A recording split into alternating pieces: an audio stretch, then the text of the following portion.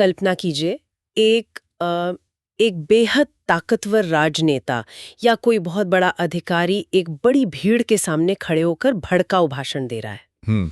कैमरे चल रहे हैं, लोग सुन रहे हैं, और उस भाषण के तुरंत बाद, मतलब एकदम बाद, इलाके में दंगे भड़क उठते हैं, जो कि बहुत ही भयानक स्थिति है। बिल्कुल।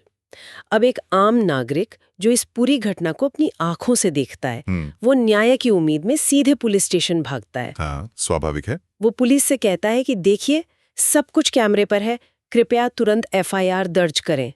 लेकिन तभी पुलिस अधिकारी फाइल बंद करता है और कहता है कि रुकिए, हमारे पास एफआईआर लिखने का अधिकार नहीं है। और यहीं से असली परेशानी शुरू होती है। हाँ, वो कहते हैं कि ये एक पब्लिक सर्वेंट है, मतलब लोक सेवक है, पहले सरकार से परमिशन लेके आइए। सुनने में ये स्थिति किसी फिल्म के सीन जैसी लग सकती है, लेकिन दुर्भाग्य से सालों से हमारी न्याय व्यवस्था में ये एक कड़वी हकीकत रही है। सही कहा। आज के इस विशेष गहन चर्चा का विषय ठीक यही कानूनी भूल भुलैया है। और ये भूल भुलैया इतनी गहरी है कि इसने दशकों तक, मतलब बहुत लंबे समय तक, पुलिस, अदालतों और आम नागरिकों को बुरी तरह उलझा कर रखा है। एकदम सच। तो आज हमारे पास जो स्रोत सामग्री है वो भारत के सुप्रीम कोर्ट के 2026 के एक बेहद महत्वपूर्ण फैसले और हमारे नए आपराधिक कानूनों, जो कि सीआरपीसी और बीएनएसएस है, उनके इर्द गिर्द घूमती है। बिल्कुल। आज हमारा मिशन ये समझना है कि जब सिस्टम ही एक दीवार बन जाए, मतलब जब पुलिस एफआईआर दर्ज करने से ही मना कर दे, तो एक आम नागरिक के पास क्या कानूनी अधिकार बचते हैं। और ये भी कि राजनेताओं या लोक सेवकों के खिलाफ कानूनी प्रक्रिया असल में काम कैसे करती है। हाँ, लेकिन इस विषय की गहराई में जाने से पहले मुझे लगता है कि स्रोत सामग्री में जो कुछ विशिष्ट नाम आए हैं, उनके बारे में एक स्पष्टीकरण देना बहुत जरूरी है। जी, ये बहुत ही महत्वपूर्ण बिंदु है। हमारे दस्तावेजों में वर्ष 2026 के वृंदा करात बनाम state of NCT of Delhi मामले का बहुत गहराई से जिक्र है।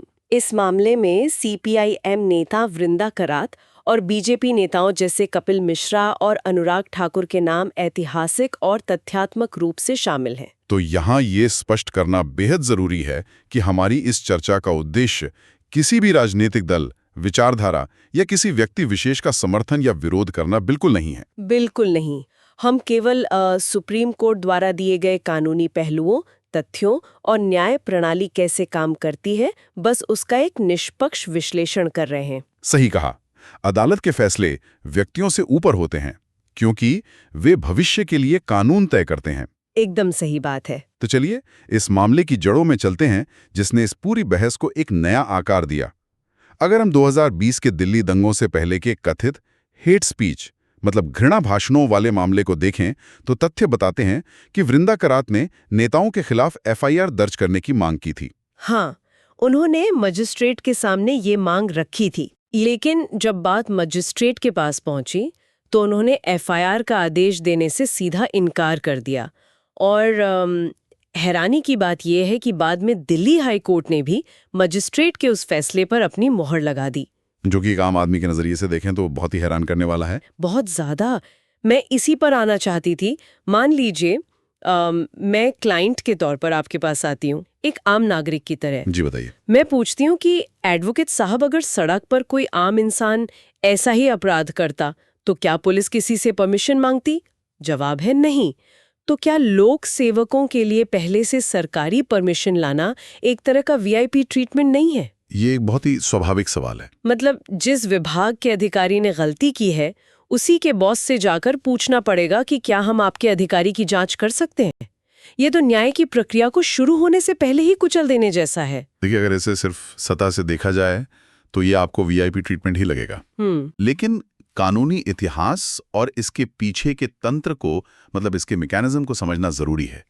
कानून बनाने वालों ने पुराने सीआरपीसी की धारा 196 और 197 इसलिए नहीं बनाई थी कि अपराधियों को बचाया जा सके।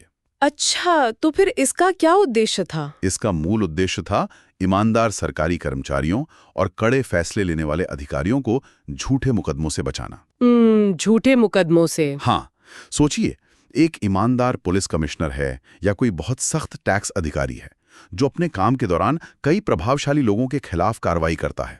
हाँ, उनके दुश्मन तो बनी जाते होंगे। बिल्कुल। अगर कोई भी व्यक्ति बिना किसी ठोस सबूत के सिर्फ बदला लेने के लिए उन पर व्यक्तिगत मुकदमा ठोक दे, तो वो अधिकारी अपना काम कैसे करेगा? वो तो बस कोर्ट के चक्कर ही काटता रह जाएगा। एकदम सही। वो अपना पूरा कार्यकाल अदालतों में अपना बचाव करने में निकाल देगा। प्रशासन का पूरा पहिया ही रुक जाएगा। मतलब सिस्टम को काम करने के लिए एक शील्ड या सुरक्षा कवच की जरूरत तो होती ही है। जी। लेकिन जहां तक मैं समझ पा रही हूं, असली समस्या इस सुरक्षा कवच के उद्देश्य में नहीं थी। समस्या इस बात में थी कि दिल्ली हाईकोर्ट ने इस कवच का इस्तेमाल गलत दरवाजे पर कर लिया था। आपने बिल्कुल सही नब्ज पकड़ी है। यहीं से वो तकनीकी शब्द सामने आता है जिसने सबसे ज्यादा उलझन पैदा की। संज्ञान लेना। हाँ, संज्ञान लेना, जिसे अंग्रेजी में हम कॉग्निजेंस कहते हैं। जी। यही वो बिंदु है जहां सुप्रीम कोर्ट के जस्टिस विक्रमनाथ और जस्टिस संदीप मेहता की बेंच ने हस्तक्षेप किया। उन्होंने एक ऐतिहासिक लकीर खींची। सुप्रीम कोर्ट ने स्पष्ट किया कि हाई कोर्ट ने संज्ञान यानी कॉग्निजेंस और पूर्व संज्ञान यानी प्री कॉग्निजेंस के बीच के बहुत ही महत्वपूर्ण अंतर को नजरअंदाज कर दिया था। मतलब ये दोनों अलग-अलग चरण हैं। बिल्कुल। सुप्रीम कोर्ट का कहना था कि धारा 196 या 197 के तहत जो पूर्व स्वीकृति या सरकारी अनुमति चाहिए होती है, वो केवल संज्ञान के चरण पर जरूरी है, जांच के चरण पर नहीं। रुकिए, ये संज्ञान और पूर्व संज्ञान शब्दों का खेल थोड़ा भारी हो सकता है। हाँ, कानूनी भाषा थोड़ी जटिल होती है। इसे थोड़ा सरल करते हैं। एक बहुत ही व्यवहारिक उपमा से समझते हैं। बताइए। रुकावट संज्ञान लेने पर है, जांच पर नहीं। मतलब ये तो ऐसा हुआ कि पूर्व संज्ञान यानी जांच का जो शुरुआती चरण है, वो सिर्फ दरवाजे के आई होल से, उस छोटे से छेद से ये देखना है कि बाहर कौन खड़ा है। बहुत बढ़िया उदाहरण है। क्या सच में बाहर कोई शोर शराबा हो रहा है? बस इतना देखना। जबकि संज्ञान यानी मुकदमे का चरण, वो उस मेहमान को घर के अंदर बुलाकर सोफे पर बिठाना और एक लंबी औपचारिक बातचीत या पूछताछ शुरू करना है। एकदम सटीक। अब दरवाजे के आई होल से झांक कर देखने के लिए मुझे किसी की परमिशन की जरूरत थोड़ी होनी चाहिए। ये तो यहाँ सबसे दिलचस्प बात यह है कि अदालत की भाषा में भी बिल्कुल यही हो रहा था। अच्छा। हाँ, जब कोई मजिस्ट्रेट धारा 156(3) CRPC या अगर हम नए कानून की बात करें तो 175(3) BNSS का इस्तेमाल करते हुए पुलिस को FIR दर्ज करने और जांच करने का आदेश देता है, तो मजिस्ट्रेट असल में अदालत में कोई मुकदमा शुरू नहीं कर रहा होता। वो सिर्फ पुलिस से कह रहा है कि जाओ आई होल से देखो कि बाहर क्या हो रहा है, तथ्य इकट्ठे करो। मतलब वो सिर्फ शुरुआती जांच है। बिल्कुल। ये विशुद्ध रूप से पूर्व संज्ञान का चरण है। तो इसका सीधा सा अर्थ ये निकला कि दिल्ली हाईकोर्ट ने आई होल से देखने के लिए भी सरकार से NOC मांग ली थी। हाँ, जो कि कानूनी रूप से बिल्कुल गलत था। सुप्रीम कोर्ट ने इसी व्याख्या को दुरुस्त किया और साफ शब्दों में कहा कि एक मजिस्ट्रेट बिना किसी सरकारी अनुमति के पुलिस को FIR दर्ज करने का आदेश देने के लिए पूरी तरह स्वतंत्र है। ये तो बहुत बड़ी बात है। जांच शुरू करने के लिए किसी की अनुमति नहीं चाहिए, मुकदमा चलाने के लिए चाहिए। ये तो न्याय प्रणाली के नजरिए से एक बहुत ही ताकतवर फैसला है। निश्चित रूप से। लेकिन एडवोकेट साहब, अगर गहराई से देखें तो मेरे मन में एक नई चिंता जन्म ले रही है। कैसी चिंता? देखिए, जांच करना ठीक है, लेकिन अगर जांच शुरू करना इतना ही आसान हो गया है और किसी अनुमति की जरूरत ही नहीं है,